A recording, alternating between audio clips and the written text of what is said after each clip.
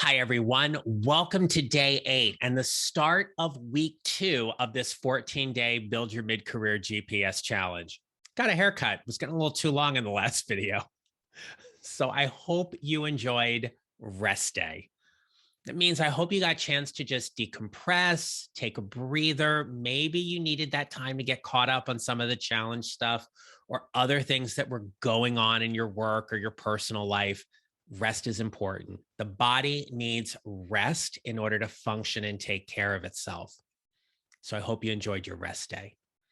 Now, throughout this challenge in the first week, we have talked very specifically about how you can prepare and how you can position yourself strategically in the marketplace. And today's lesson is going to wrap up that piece about positioning as we talk about your job search strategies. Now, the first thing I want to ask you is, how many job boards are you subscribed to? See, this is where the internet makes it easy and difficult all at the same time. So there's LinkedIn, Indeed, Glassdoor, Monster, ZipRecruiter, Jobs, USAJobs.gov. There's so many other ones, right? I mean, I rattled off 7, and there's probably 24, if not more. The likelihood is, if you are an active job seeker, you are seeing the same jobs across multiple job boards. So you get the alerts, they come into your inbox. That can be a little overwhelming. You find the same job across all of these job boards. And now that may make you feel a little frustrated or annoyed that you're taking the time and looking at all these places and you're still seeing the same things over and over again. It can get even more annoying and frustrating if you've applied and you still see the job posted and you haven't heard anything. So here's what I want you to do. I want you to take some time and unsubscribe from all of the job boards that you are currently subscribed to, except 2. And you can pause the video here if you want. I want you to pick your 2 favorite job boards, and that's where you're going to channel your energy into. For me, I personally like LinkedIn and Indeed. I have nothing against the other ones. It's just those are the 2 defaults that I typically go to. You pick your 2 favorites, and those are the ones you are going to just focus on. Now, once you've done that, now what we want to do is put a job search schedule in place. A lot of times when I'm talking to people, they say they're going to look for jobs every day. They're going to treat it like a full-time job. The truth of the matter is life happens and things get in the way. And especially if you're currently working full-time and you have personal and family responsibilities, looking for a job every day can definitely make it seem like a chore, and we only do things that we really like. So it's very easy to push that off to the side and go, I'll get to it tomorrow. Well, what I'm going to suggest to you as part of this challenge is to pick 2 days during the week that you're going to look for jobs. They cannot be back-to-back days. So maybe it's a Monday and Wednesday, or a Monday and Thursday, or a Tuesday and Friday.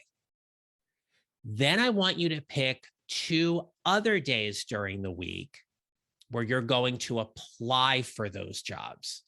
That means you're going to customize your resume to the job posting using the keywords and phrases.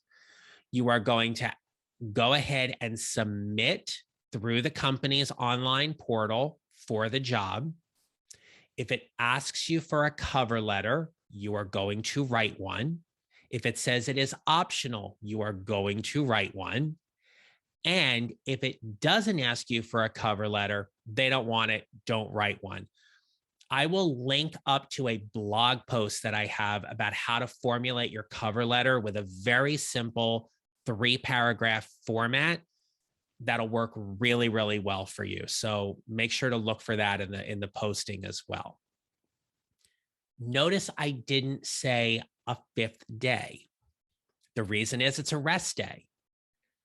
When a company posts a job to one of these boards, it's likely going to be up there for a week or more. If it's up there for less than that, The likelihood is they may already have someone selected for that position. It's not going to matter. Now, certainly, if you are catching it near the end of the job posting date, there may be a greater sense of urgency to apply for that position. And so obviously go ahead and do that. The schedule is just to give you some structure. So it's a day to look, a day to apply, let's say a rest day, a day to look, a day to apply. Notice I didn't include 2 other days in the week. You can do with those whatever you want. Typically, I like to think of those as rest days as well. You can only search for jobs so much. And if you are currently unemployed, you may have sensed a lot of frustration and exhaustion in this process as well. You have to do whatever is best for you, but it is in my professional expertise and recommendation that this seems to work best for my clients. And it also worked best for me when I did it too. All right. So now that you start applying for jobs, how do you keep track of them all? Well, I want you to look for the post right after this video because I'm going to share with you an Excel document. And I'm going to share this with you here so we can walk through this together. But this is going to have everything that you need for your job search for tracking purposes. This is an Excel sheet. You can put it into a Google Doc, whatever you want. It is comprehensive for a reason. So the tracker starts off with, here's the company, the position you're applying to, the website URL or the link, so you can immediately go and find that job posting. If you have a contact person's name and their email. And then I want you to start tracking the date you found the position and the date you submitted your application and the date of the company's response. Given what we have seen, it is not uncommon for companies to take 3-4 weeks or even a few months to respond to candidates. It has to do with staffing and the urgency for the position. Certainly, we'd love for companies to respond right away and give us an answer, but that's also part of the frustration here. What we are seeing right now, and it has been pretty consistent with the pandemic and even pre-pandemic, is that a 10% response rate on your resume, meaning you hear from the company with an invitation to go to an initial interview, or a response saying, thank you for applying, but you are not moving forward in the process. A 10% response rate is good. If we can get it to 25%, we say it's doing really good. 35 to 40% is exceptional. Notice I didn't say 50%. Companies are overloaded and they're probably not going to respond to every single job application that they get. But if your resume is clearing that initial cert or screen from the applicant tracking system, which is that artificial intelligence that is comparing your resume to the job posting, and it's moving to be seen by an HR representative or a hiring manager, and they make a decision about your application and you get a response from that, what that tells us is that your resume is doing exactly what it's supposed to do, which is get in front of somebody and get you an interview. Even if you don't get the interview, at least it's clearing the screen or the cert to be seen by somebody. So those data points are important. Now, once you start getting interviews, we then want to start answering a series of questions, right? So here's the date of your first interview. Who were you interviewed by? I want to know what went well, what did you learn, and what do you need to work on for next time? Maybe you did a really good job of communicating your unique professional value. Maybe you did a great job of answering some of the technical or behavioral questions that come up in your interviews. Maybe there was a question that caught you off guard and you stumbled. Maybe you took a little too long in answering some of the questions. Whatever those may be, it's important within the first 24 hours that you go back to this tracker and note these things. This becomes your one-stop shop for all of the things related to your job search and the interviews for you to go back and see what's worked well, what hasn't, what do you need to learn, and what do you need to work on for next time. The spreadsheet continues by second interview, the same questions, and you'll see here spaces for the third interview, and then any last minute overall notes or things that you want to capture there. It is a comprehensive spreadsheet, but it is there for a reason.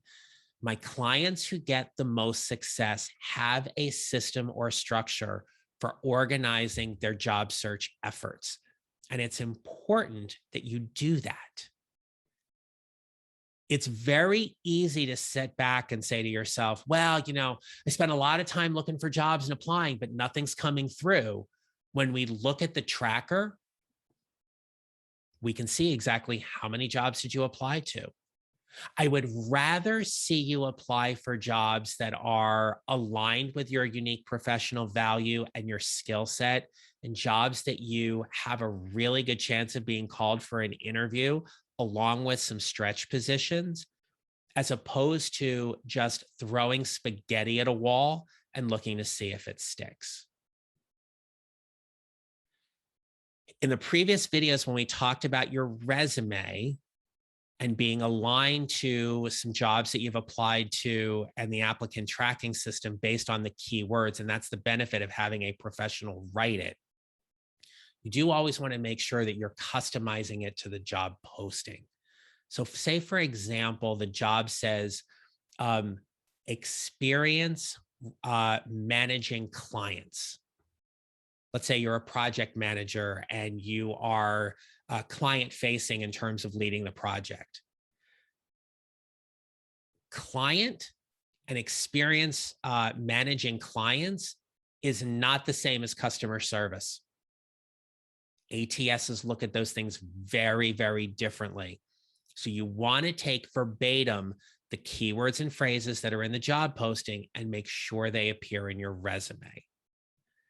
So that's where a good resume writer is going to help you with those kind of things. But oftentimes, if you are just taking your resume and throwing it into the application system and you're not hearing anything, it's probably because it's not really aligned to the job posting. So you want to give yourself the best possible chance there. I'm not going to take time on this video, but there is a pro and con list template and example attached to this spreadsheet. I'm throwing that in there for you as well. It's very simply an opportunity for you to think about what are the advantages or the pros of a position when you're close to making that decision or you have been offered the job. And then what are the negatives or the cons, the things that may give you cause, reason, or concern to not take the job. Those are all things that you want to consider there. But for today's video, you need to track.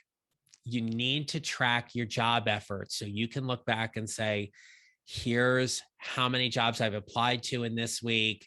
You can evaluate your process. But again, set yourself a schedule. My recommendation, 2 days on for looking for jobs, 2 days to apply. Give yourself the rest of the week off. Hope this helped. So you've got to unsubscribe from your job postings, your job alerts rather. Pick 2 that you really, really like, get to tracking. And tomorrow we start talking about how you can promote who you are and what you do from a place of value and service. Talk to you tomorrow. Take care.